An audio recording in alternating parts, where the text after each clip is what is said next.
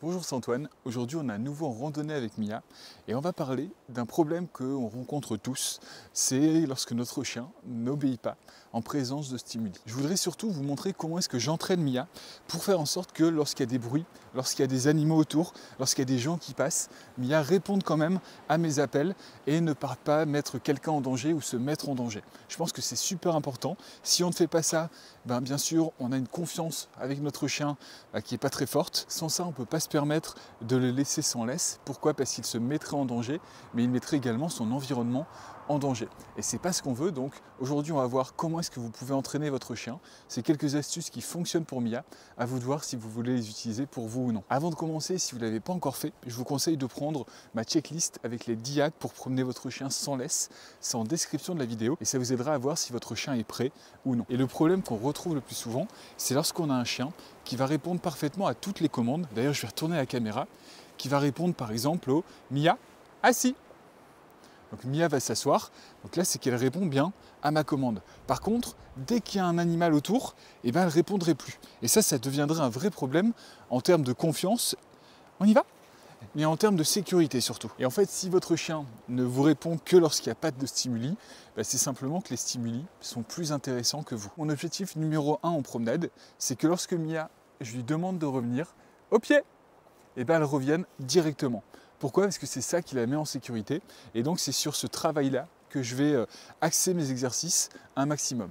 Et je veux aussi que Mia, un maximum, elle me donne toute son attention. Et ça, c'est pas toujours simple à faire parce que quand on est dans des nouveaux lieux de promenade comme ici, Mia, elle a des odeurs, elle a un cocktail en fait d'intérêts bien plus intéressant que moi autour d'elle.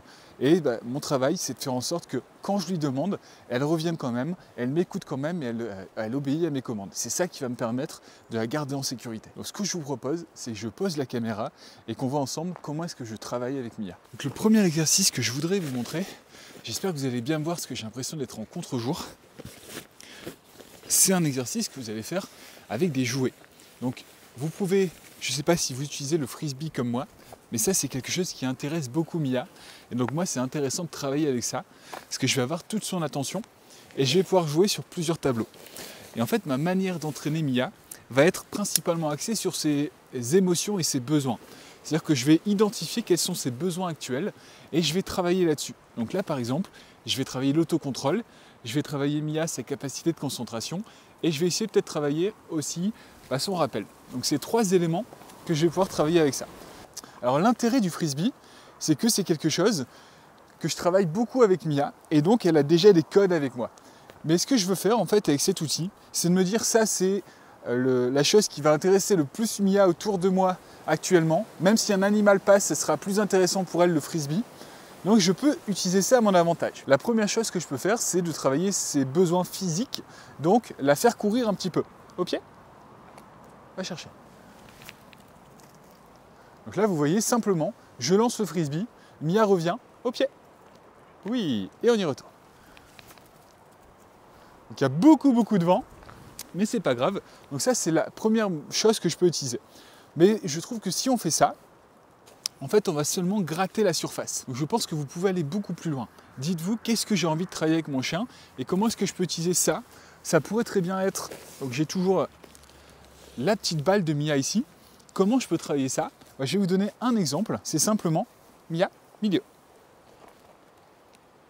Donc déjà, je travaille, donc je renforce les commandes qu'on a ensemble. Donc ce que je vais faire ici maintenant, c'est travailler son autocontrôle. Ça, c'est quelque chose qu'elle adore, ça aussi.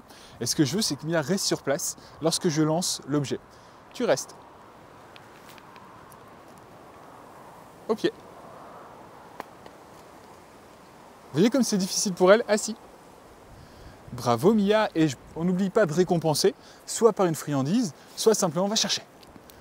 Par quelque chose qu'elle adore, donc là c'est la balle. Donc je pense vraiment que ça c'est un super moyen de travailler avec votre chien en s'amusant avec lui, en se connectant avec lui et en travaillant plusieurs de ses besoins. Votre chien il a des besoins et je pense, c'est ma vision de l'éducation, qu'on peut éduquer notre chien simplement en se concentrant sur ses besoins qui n'ont pas été équilibrés. et ensuite en utilisant certains exercices pour les réajuster. Et vous voyez que j'ai pas besoin de beaucoup de matériel, j'ai simplement besoin d'un jouet, peu importe lequel, ça aurait pu être une corde ou autre chose, et ensuite c'est de travailler. Et en fait la seule limite que vous avez, c'est votre imagination et les idées que vous avez pour le faire travailler. Voilà, je trouve que c'est un exercice qui est très intéressant. L'autre conseil que je peux vous donner, c'est de travailler dans des lieux différents. Travailler en forêt, travailler en ville, travailler là où il y a du monde et là où il n'y a personne, pour que votre chien ait l'habitude de la diversité. Je pense que c'est l'un des secrets. Et l'autre secret, c'est de ne pas chercher à tout complexifier, mais vraiment essayer d'aller le plus simplement possible. Qu'est-ce qui va travailler un maximum des besoins de mon chien sans avoir à faire plein d'exercices compliqués? Parce qu'au final, Mia, je lui propose à peu près toujours les mêmes exercices. Par contre, je vais apporter de la diversité. Donc n'hésitez pas à sortir aujourd'hui, prenez le jouet préféré de votre chien et essayez de travailler avec lui sur certains points. Et si vous voulez aller plus loin, je lance une nouvelle formation. Cette formation, elle s'appelle l'éducation minimaliste et c'est l'idée d'apporter à votre chien une belle éducation sans avoir à lui faire des exercices compliqués. Dans cette formation, je vous montre ma vision de l'éducation, les exercices que j'utilise, comment est-ce que je les utilise. On va partir de l'arrivée de votre chien chez vous à la maison. Ensuite, on va partir sur la partie éducation pure pour ensuite parler de comment entraîner un chien, voir comment est-ce qu'on fait. Je vous montrerai 2 exercices qui sont vraiment intéressants et que moi j'utilise tout le temps. On ira plus en profondeur sur le frisbee. Donc si vous voulez progresser avec votre chien et utiliser ma méthode, c'est l'occasion de le faire. Cette formation, elle est à un prix réduit pour la première semaine et pour ceux qui auront commandé avant dimanche, vous aurez accès également de manière gratuite à la formation sur la promenade sans laisse où je vous présente toute ma méthode pour pouvoir promener Mia sans laisse. Si ça vous intéresse, vous avez toutes les informations dans la description de cette vidéo. Moi je vous dis à tout de suite de l'autre côté.